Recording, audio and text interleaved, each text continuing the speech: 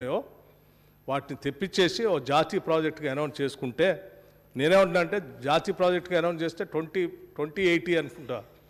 గతంలో 10% ఉండేది, 20% state government, 80% central గవర్నమెంటే కడుతుంది. మనం ఆల్రెడీ ఇప్పటివరకు ఖర్చు పెట్టిన అమౌంట్ మన రేషియో కంటే ఎక్కువే ఉంది కాబట్టి రూపాయి ఖర్చు పెట్టకుండా కేంద్ర ప్రభుత్వ నిధులతో మనం పాలమూరు రంగారెడ్డి కంప్లీట్ చేసుకోవడానికి అవకాశం ఉంది కాబట్టి దాని మీద గట్టిగా ఫైట్ చేయండి అని నేను కోరుతా ఉన్నాను అధ్యక్ష. అట్లా సరే లిఫ్ట్ ఇరిగేషన్స్ వారు సమాధానం చెప్పేటప్పుడు చెప్తారని నేను ఆశిస్తూ ఉన్నాను అధ్యక్ష. అట్లాగే ఎస్ఎల్బిసి టన్నెల్ సంబంధించి అధ్యక్ష భట్టి గారు మీకు ఇచ్చే సమయాన్ని మీరు సార్ నేను ఒక సబ్జెక్ట్ ఇరిగేషన్ చాలా పెద్ద కాదండి సార్, రాష్ట్ర బడ్జెట్ ఇరిగేషన్ బడ్జెట్ సార్, ఎంతసేపు అని ఇస్తారండి? ఏం పోతుంది సార్ ఇందులోనే ఉన్నారు కదండి, ఇంకా మాట్లాడే వాళ్ళు ఉన్నారు కదా, మాట్లాడండి. వాళ్ళని కూడా మేము వద్దాం, నేను 1 గంట దాకా కూర్చుంటాం సార్. కూర్చోండి, మీరు 2 గంటల దాకా నడితే కూడా కూర్చుంటాం. మనం కూర్చున్నాం సమయంలో మీరు కుదింపు చేసుకొని చెప్పాల్సి చెప్పండి. మీరు చెప్పిందే కదా, 2 గంటలు మాట్లాడుతారు, మీరు పెట్టిందే సార్. గారు సార్ మీకు సమయం ఇస్తున్నాము, ఇచ్చే సమయాన్ని కుదింపు చేసుకుంటే కుదింపు చేసే మాట్లాడతాం సార్. Thank you. మీకు గంట తరబడే మాట్లాడతానంటే ఐ డోంట్ వాంట్, దయచేసి అది అర్థం చేసుకోండి మీరు. సరే, ధన్యవాదాలు అధ్యక్ష. ఎస్ఎల్బిసి టన్నెల్ పని ఎంతవరకు వచ్చింది? ఈ టన్నెల్ బోర్ మిషన్ పెట్టి సరే ఆ రోజుల్లో పని మొదలుపెట్టాం.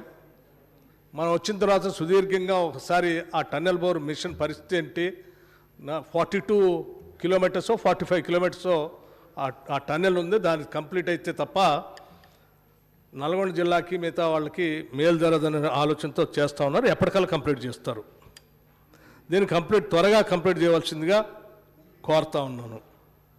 అట్లాగే అధ్యక్ష, శివన్నగూడెం రిజర్వాయర్ సంబంధించి మొన్నే మునుగోడు ఎన్నికలు జరిగినాయి. ప్రతి ఊర్లో శివన్నగూడెం అయిపోయింది, రేపొద్దునే నీళ్లు మారుతున్నాయని చెప్పారు హరీష్ రావు గారు కూడా మండలంలో వచ్చి. సో తొందరగా శివన్నగూడెంకి నీళ్ళు ఎప్పుడు ఇస్తారు? అట్లాగే ఏదుల రిజర్వాయర్ నుంచి సార్ డిండికి ఒకసారి ఏదుల రిజర్వాయర్ నుంచి నీళ్ళు ఇస్తూ ఉన్నారు, ఇంకోసారేమో మన ఏదుల నుంచి కాకుండా ఒట్టెం రిజర్వాయర్ నుంచి తీసుకొని వస్తామని చెప్పారు. రెండిట్లో మరి ఏది ఎక్కడి నుంచి తీసుకొస్తా ఉన్నారు? ఏమైనా ఫైనల్ చేశారా లేదా? డిండిని నింపి చేసే కార్యక్రమాన్ని కొనసాగిస్తున్నారా లేదా? 0.5 TMC అన్నారు. మన గతంలో పాలమూరు రంగారెడ్డికి ఇచ్చేటువంటి పర్ డే TMC డ్రాయల్ కూడా తగ్గించినట్టుగా జీవో చదివాను నేను. దానికి సంబంధించి కూడా వారు కొంత స్పష్టత ఇవ్వాల్సిందిగా నేను వారిని కోరుతా ఉన్నాను. అట్లాగే అధ్యక్ష, మల్లన్న సాగర్ నుంచి సింగూరు, మహబూబ్ సాగర్, సంగారెడ్డి టౌన్ కాలువలు ఎప్పుడు పూర్తి చేస్తారు? నీళ్ళు ఎప్పుడు ఇస్తారు? ఇది కొంచెం స్పష్టంగా కొంచెం సుదీర్ఘంగా చెప్పాల్సిందిగా కోరుతా ఉన్నాను అధ్యక్ష. అట్లాగే ఇక mission Bhagiratha sir mission Bhagiratha ఇందులో లేదు, కానీ ఈ చెరువుల నుంచే ఇస్తున్నారుగా నీళ్లు సార్. ఈ చెరువుల నుంచి దేవపోతున్నారుగా సార్, ఈ చెరువుల నుంచి దేవపోతున్నారుగా మంచినీళ్ళు. మీరు అడుగుతారని తెలుసు నాకు. సరే సరే, ఆ ఎంప్లాయీస్కి జీతాలు ఇచ్చే ఏర్పాటు చేయవలసిందిగా కోరుతా ఉన్నాను. కడెం ప్రాజెక్ట్ సార్, ఇప్పుడు కొత్త కట్టే ప్రాజెక్టుతో పాటు పాత ఉన్న ప్రాజెక్టులు మెయింటెనెన్స్ లేక చాలా ఇబ్బంది పడుతూ ఉన్నాయి. మనం గత వరదలు వచ్చినప్పుడు కడెం ప్రాజెక్టుకు సంబంధించి మీ మెయింటెనెన్స్ లేకపోవటం వల్ల గేట్లు అందులో ఇరుక్కొని పోయి దాన్ని లేపితే చివరికి పూర్తి నీళ్లు పోయేంత వరకు దించలేకపోయారు. అట్లాగే మూసీ ప్రాజెక్టు ఒక గేటే ఊడిపోయింది. అట్లాగే ఇంకా కొన్ని ప్రాజెక్టుల దగ్గర కూడా ఈ మెయింటెనెన్స్ లేకపోవటం వల్ల ఇబ్బంది పడుతున్నాం. NSP కెనాల్ సంబంధించి మోడర్నైజేషన్ పేరు మీద మెయింటెనెన్స్లో only main canal, branch canals చేశారు. మీరు డిస్ట్రిబ్యూటర్ కెనాల్స్ కూడా చేస్తే ఆ చివరి ఆయకట్టుదారులకు కూడా నీళ్లు రావడానికి అవకాశం ఉంటుంది. వాటర్ మెయింటెనెన్స్ సంగతి కూడా చూడవలసిందిగా మంత్రి గారిని కోరుతా ఉన్నాను అధ్యక్ష.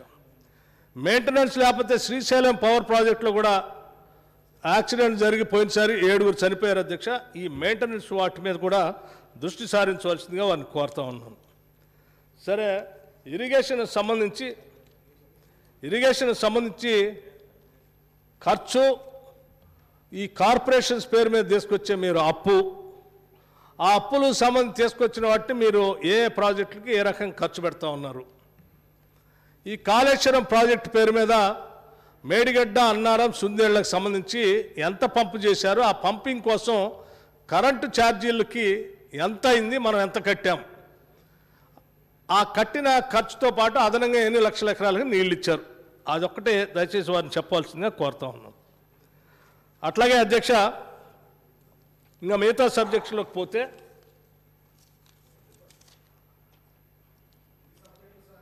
హోమ్ డిపార్ట్మెంట్ సార్ 13 ఉన్నాయి సార్, అందుకే కుదిర్చేస్తున్నాను ఇరిగేషన్. హోమ్ డిపార్ట్మెంట్కి సంబంధించి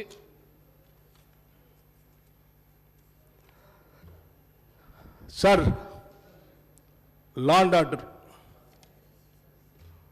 రోడ్డు మీదనే మర్డర్లు జరుగుతూ ఉన్నాయి.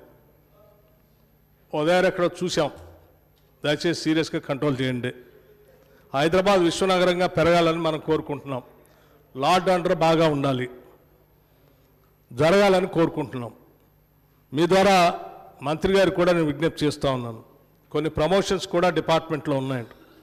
1996లో ఎస్ఐ బ్యాచ్ సిఐ ప్రమోషన్స్ వచ్చి ఆ తర్వాత డిఎస్పి ప్రమోషన్ కోసం వెయిట్ చేస్తూ ఉన్నారు. దాదాపు 100 మంది రాకుండా అలాగే ఇబ్బంది పడుతూ ఉన్నారట. వాళ్ళ గురించి ఆలోచించేయండి. ప్రజాస్వామ్యంలో ఎలక్షన్ కమిషన్ గుర్తించబడినటువంటి రాజకీయ పార్టీలు సహజంగా ప్రతిపక్ష పార్టీలు ఉన్న ప్రభుత్వాల మీద నిరసన తెలియజేయటం అనేది ప్రజాస్వామ్యంలో ఉన్నటువంటి హక్కు కూడా. సరే అధ్యక్ష, మా పార్టీకి సంబంధించినటువంటి స్టూడెంట్స్ యూనియన్ అధ్యక్షుడు వెంకట్ని వారు నిరసన తెలియజేస్తూ ఉంటే పోలీసులు పట్టుకొని పోయి ఎవరో ఒక నక్సలైట్లానో లేకపోతే పెద్ద టెర్రరిస్ట్ను పట్టపోయినట్టుగా తీసుకొని పోయి తెల్లార్లు తిప్పి అక్కడ తిప్పి ఇక్కడ తిప్పి విపరీతంగా భయభ్రాంతులు గురి చేస్తూ ఉన్నారు. సార్ మీ ద్వారా వారికి చెప్తా ఉన్నాను, జాతీయ పార్టీలు కానీ రాజకీయ పార్టీలు కానీ నిరసన తెలియజెప్పినప్పుడు ప్రజాస్వామ్యాన్ని గౌరవించినట్టుగా వాళ్ళని కూడా వాళ్ళ చెప్పిన ఆలోచనల్ని గౌరవంలో తీసుకోవాలి తప్ప వాళ్ళని ఏదో సంఘవిద్రోహ శక్తులుగా వాళ్ళలాగా మాత్రం చూడొద్దని నేను మీ ద్వారా వారికి విజ్ఞప్తి చేస్తూ ఉన్నాను.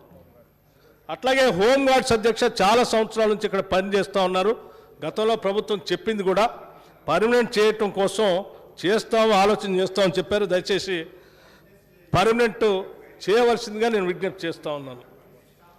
అట్లాగే గ్రూప్ 1 సంబంధించి అది గ్రూప్ 1 సంబంధించి సరే చాలా సంవత్సరాల తర్వాత ఈ రాష్ట్రం వచ్చిన తర్వాత మొదటిసారి వాళ్ళకి నోటిఫికేషన్ ఇచ్చారు అధ్యక్ష. 1:50 వాళ్ళ ఎలిజిబిలిటీ ఇచ్చారట. 1:50 కాకుండా 1:100 ఇస్తే కొంత ఎక్కువ మంది చాలా సంవత్సరాల నుంచి ప్రిపేర్ అవుతున్నారు కాబట్టి అవకాశాలు బాగుంటాయి కాబట్టి దయచేసి 1:100 ఇవ్వాల్సిందిగా నేను మీ ద్వారా రాష్ట్ర ప్రభుత్వాన్ని ఆలోచన చేసి అవకాశం ఇవ్వాల్సిందిగా కోరుతా ఉన్నాను. అధ్యక్ష, ఇక కానిస్టేబుల్ సంబంధించి చేస్తున్నాం సార్. కానిస్టేబుల్ సంబంధించి నేను మొన్న కూడా మాట్లాడినప్పుడు మీ దృష్టి తీసుకొచ్చాను, మరొకసారి మంత్రి గారి దృష్టి తీసుకొస్తా ఉన్నాను. సార్ ఈవెంట్స్ పెట్టినప్పుడు గతంలో 5 ఈవెంట్స్ పెట్టాం. బెస్ట్ ఆఫ్ ద 3 తీసుకొని 2 డిస్క్వాలిఫై అయినా వాళ్ళని ఎలిజిబిలిటీ ఇచ్చేవాళ్ళం. ఈసారి 5 తీసి 3 పెట్టారు. 3 పెట్టినప్పుడు బెస్ట్ ఆఫ్ ద 2 తీసుకోండి. 3 ఏ రెండిట్లో క్వాలిఫై అయినా వాళ్ళని కన్సిడర్ చేయండి. 3కి 3 చేయాలంటే అన్ని పరీక్షలు రాసి అన్ని కంప్లీట్ చేసి నెలల తరబడి ట్రైనింగ్ అయినటువంటి ఒక్క చిన్న దాంట్లో ఒక అంచులో కోల్పోతే ప్రమాదం, నష్టపోతారు. కాబట్టి దయచేసి చేయవలసిందిగా కోరుతాను. అది కూడా డిస్టెన్స్ లేనంత లాంగ్ జంప్ పెట్టారు, 4 మీటర్స్.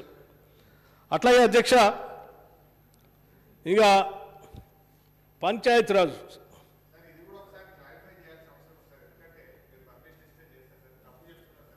ఏది సార్